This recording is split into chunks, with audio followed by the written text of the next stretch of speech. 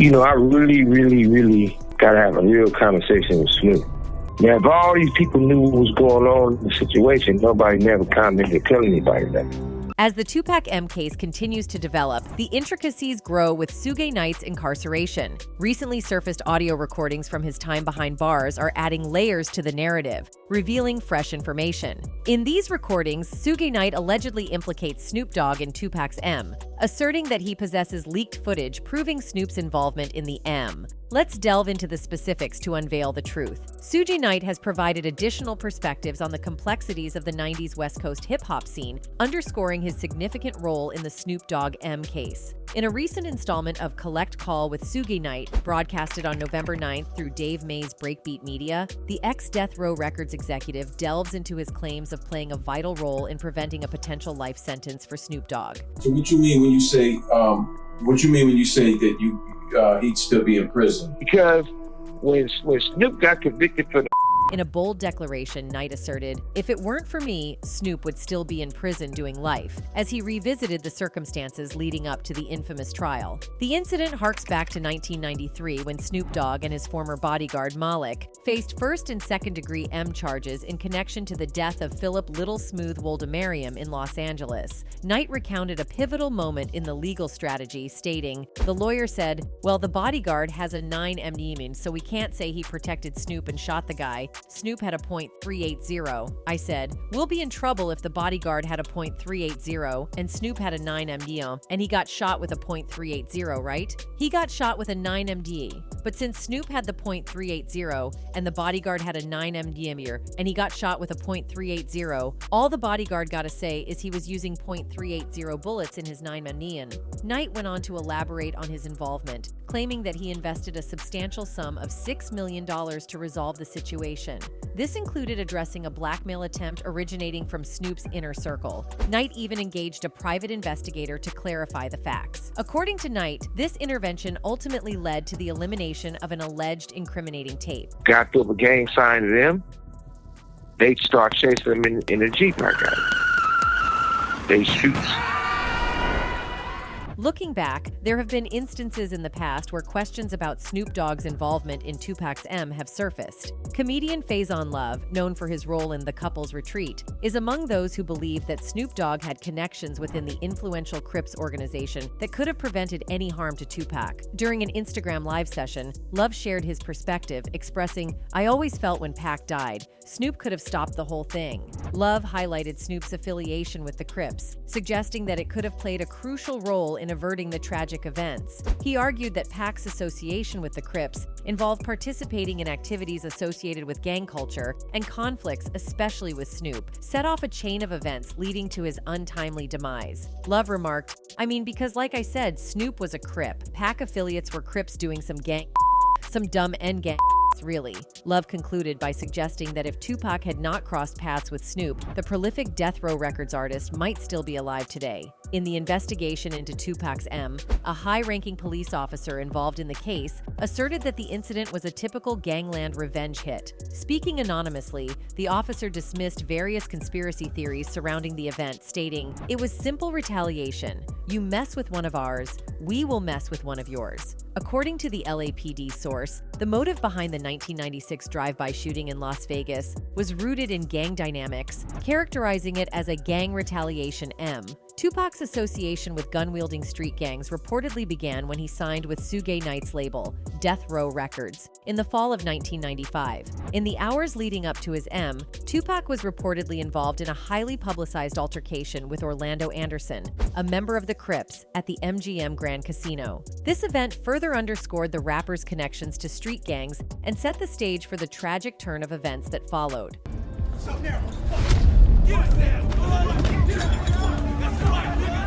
Earlier in the same year, tensions escalated when Orlando Anderson and his group stole a Death Row Records medallion from a member of Tupac's entourage, who was also a Mob Piru member. In response, Tupac was captured on camera participating in a brutal beatdown of Anderson. Tragically, hours later, Tupac was shot multiple times as he drove down the Las Vegas Strip with Suge Knight. He sustained 4 gunshot wounds in the chest, arm, and thigh, and succumbed to his injuries 6 days later. According to an insider within the LAPD, a former leader of the Crips later admitted that Tupac's death was an act of revenge for the earlier beating. In April 2017, during Tupac's induction into the Rock and Roll Hall of Fame, Snoop Dogg praised him as the greatest rapper of all time. Snoop characterized Tupac as a complex individual, embodying qualities of being hard-headed and intellectual, courageous and afraid, revolutionary, and, in Snoop's words, "Don't forget it, F up gangsta." Snoop Dogg, affectionately referring to Tupac Shakur as his brother, delivered a heartfelt induction speech for the late rapper at the Rock and Roll Hall of Fame at Barclays Center.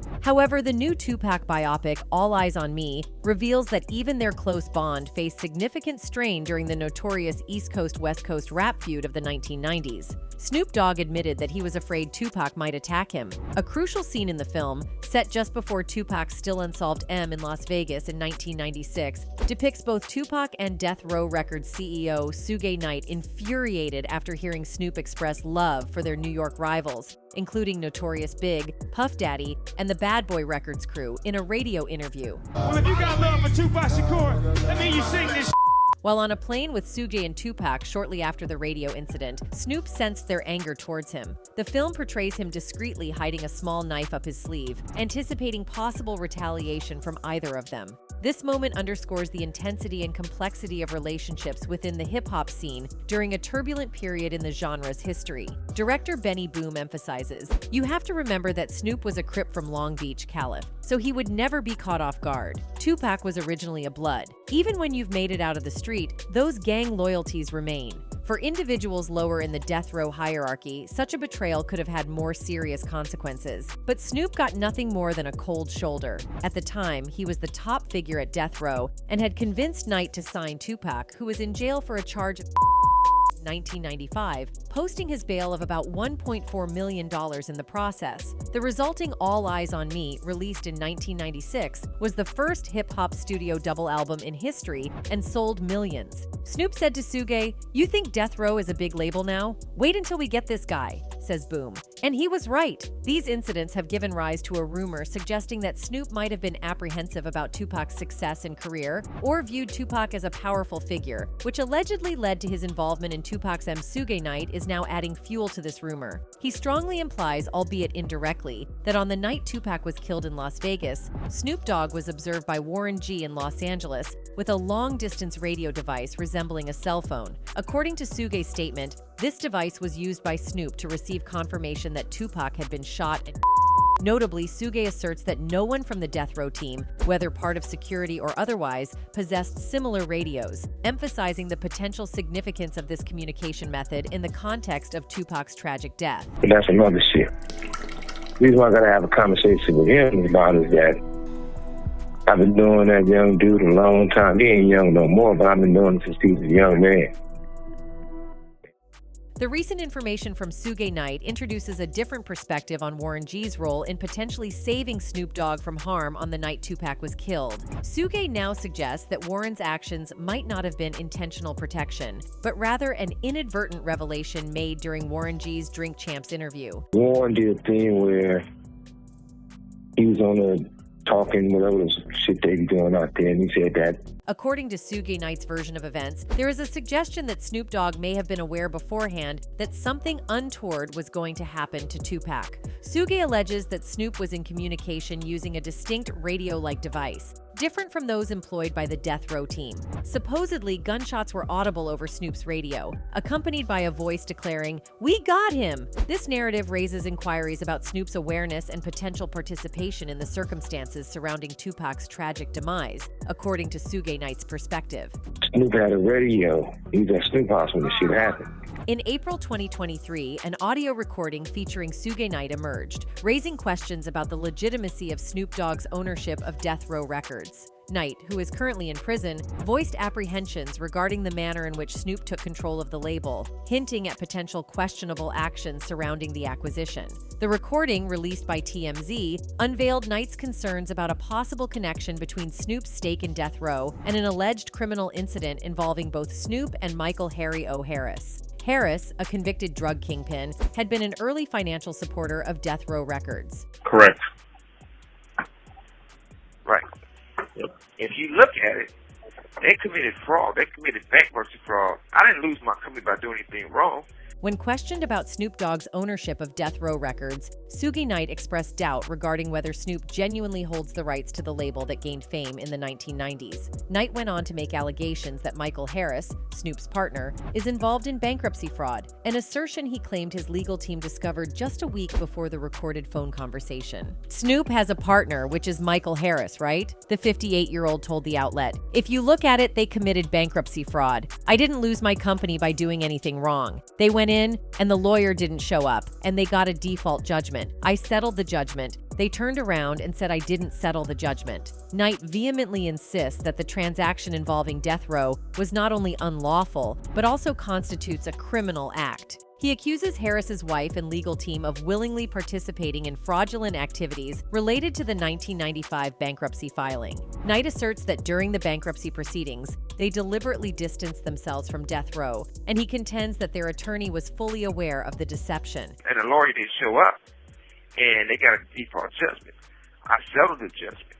They turned around and said I didn't settle the judgment, but they committed bankruptcy. Continuing his argument, Suge Knight underscores the legal inconsistencies surrounding the sale and acquisition of Death Row Records, particularly in the context of Michael Harris's previous bankruptcy filing. He passionately maintains his stance against conferring ownership upon someone he perceives as having committed a significant offense against the Black community by attempting to transfer it to white individuals. Knight firmly believes in the inseparable connection between himself and Death Row, expressing unwavering determination to reclaim the label he played a pivotal role in establishing. You can't take a person who committed the worst crime of the century to take death row from Black people to try to give it to white people, he emphasized. And think you're going to turn around and reward and say he's going to grab Snoop and he's going to go get it back and have death row. It don't work like that. So if we're going to talk about something, let's talk about it, Knight concluded. Even after Snoop Dogg's declaration in February 2022 that he had secured ownership of Death Row Records through an agreement with MNRK Music Group, Knight steadfastly maintained his assertion regarding the label. He emphatically stated, "I am Death Row. Suge Knight is Death Row," underscoring his unyielding resolve to preserve his association with the label that he played a pivotal role in establishing. And you can't commit bankruptcy fraud and settle and do those types of things. So the same guy you see in the series, when you see all of his deposition in prison. In February 2022, it was announced that Snoop had acquired Death Row Records in a deal with MNRK Music Group. However, the terms of the deal were undisclosed. Snoop released a statement reacting to the news, which marked a full-circle moment in the rap legend's illustrious career. "I am thrilled and appreciative of the opportunity to acquire the iconic and culturally significant Death Row Records brand, which has immense untapped future value," shared the Gin and Juice rapper. "It feels good to have ownership of the label I was part of at the beginning of my career and as one of the founding members. This is an extremely meaningful moment for me. I would like to personally thank the teams at Blackstone, MNRK, and especially David Kestenbaum, who worked collaboratively with me over several months to make this exciting homecoming a reality. I'm looking forward to building the next chapter of Death Row Records." Despite this, Snoop Dogg has recounted a disturbing incident where he narrowly avoided an attack orchestrated by individuals loyal to the then CEO of Death Row Records, Suge Knight. Snoop shared this account on BET's No Limit Chronicles, detailing the harrowing event that took place backstage at the No Limit Records I Got the Hookup Comedy Jam in Los Angeles in May of 1998. At that time, Snoop had recently left Death Row for No Limit Records, and the confrontation stemmed from comments he had made about Knight. When asked about Knight's statement that Snoop had transitioned from being a superstar to a no-limit soldier, Snoop responded with a terse "nothing" and added, "He used to be a CEO, now he's just an inmate." Snoop punctuated his response by directing a middle finger at the camera, presumably aimed at Knight. In the backstage confrontation, associates of Knight encircled Snoop, demanding an apology. Snoop's response failed to appease them, leading to a physical altercation. Although Snoop managed to escape unharmed, the situation escalated into chaos. On stage, other No Limit rappers, including Master P, interrupted their performance to rush to Snoop's aid. Suge Knight made money in rap.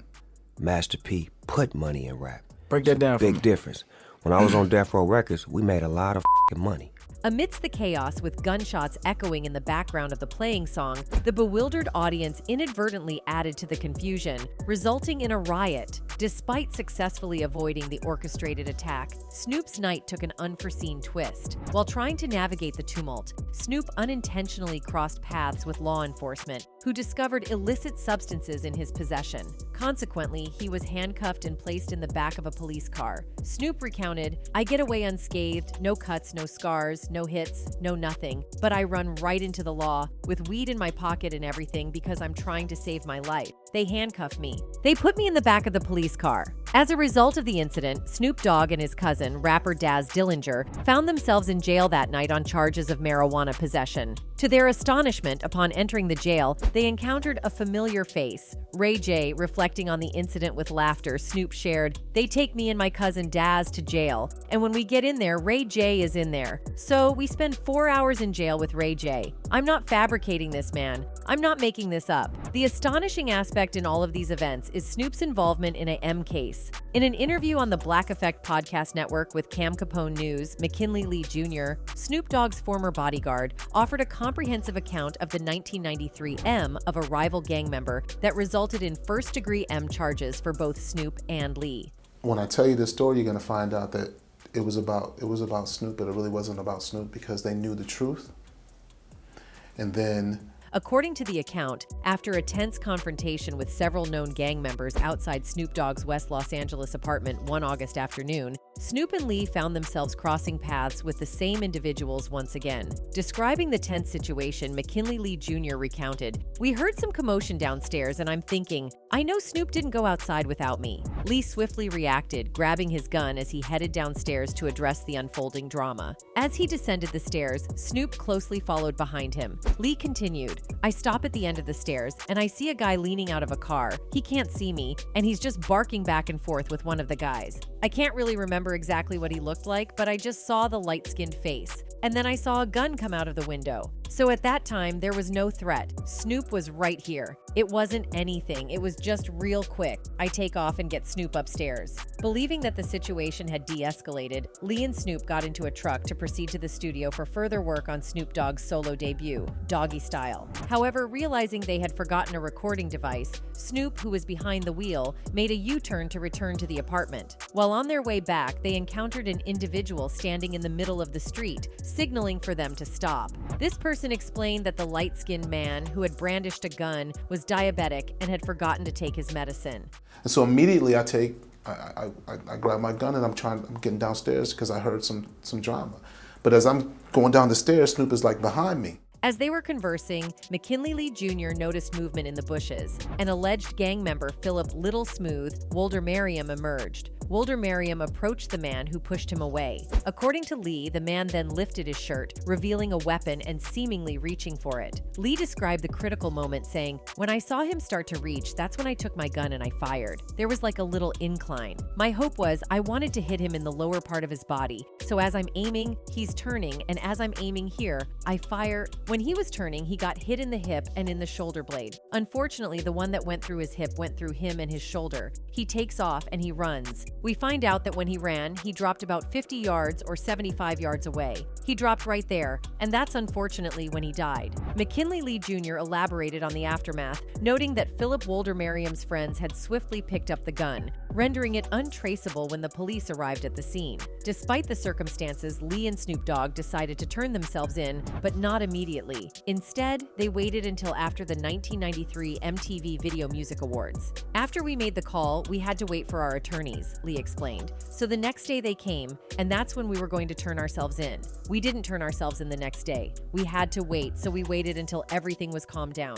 Snoop was at the MTV Video Music Awards, and they came to arrest him. I wasn't, so I had to wait until everything died down, and that's when we decided it was best. Police had already known what was going on because we said we were going to turn ourselves in." They were ultimately charged with first-degree M and faced trial in 1995. During the proceedings, it was revealed that Jason London, a friend of the deceased Wolder Merriam, had hidden the gun to protect his fallen comrade. Defended by renowned lawyer Johnny Cochran, Snoop and Lee were acquitted on February 20th, 1996. Suge Knight persisted in recounting stories that highlighted his involvement in legal affairs and the music industry. He expressed profound profound disappointment with Snoop Dogg's collaboration with Michael Harris, whom he accused of perpetrating fraud against him. Knight questioned Snoop's loyalty, stating, "For me to put my own freedom at stake to make sure this guy doesn't go to prison. To go back and partner up with Michael Harris, who committed fraud against me, and say they're going to try to take death row. You should have tried to get it back to its rightful owner. You didn't represent death row when you were on death row."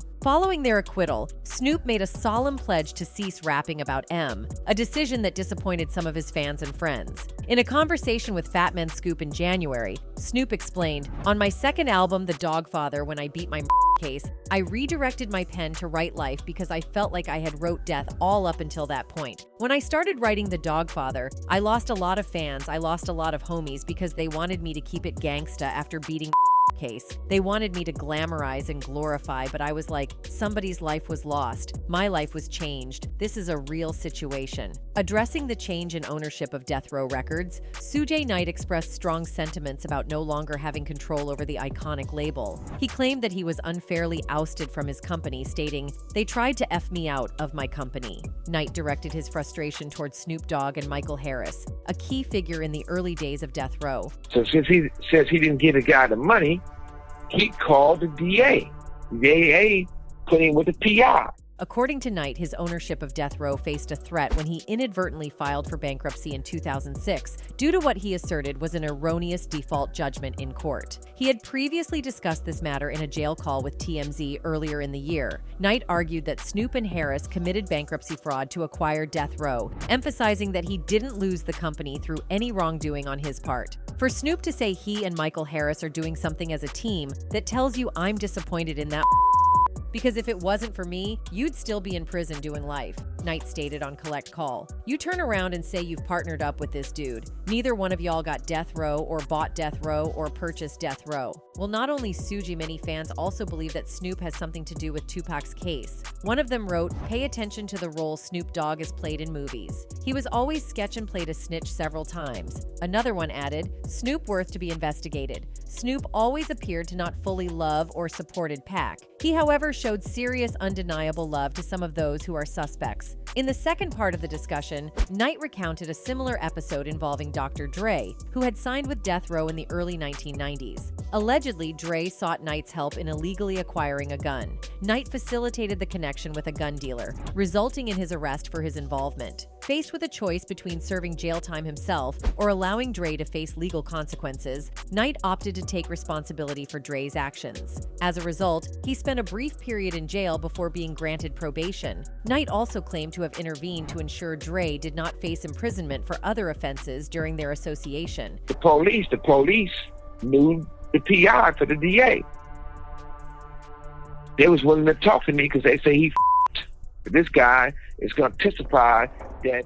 In the concluding segment of the episode, Suge Knight reminisced about the pivotal moment when he posted the $1.4 million bail for Tupac Shakur, enabling the rapper's release from a New York prison in late 1995. Knight credited Tupac's girlfriend at the time, a woman named Keisha, for playing a crucial role in making the bail possible. Knight emphasized, "If it wasn't for Keisha, y'all wouldn't have heard All Eyes on Me or any of the other hits Tupac did." This highlighted the significant impact of Keisha's involvement in Tupac's life and career during a critical period. One of Suge's fans wrote, "Yo, this is getting spicy. Suge deserves to tell his story. Everybody else has talked and pushed their narratives for years. There's no telling where else he's about to take this or what other tables he's about to flip over." Another one added, "We starting to learn Suge is a smart man who was making business moves with his heart and love for his artist. Suge pulling them curtains back, showing a lot of shit-smoking mirrors. Suge Knight's recent disclosures are creating a significant uproar within the rap community." Several rappers previously linked to various legal cases had managed to navigate them with Suge's assistance. However, Suge's revelations have sparked renewed scrutiny of the justice system,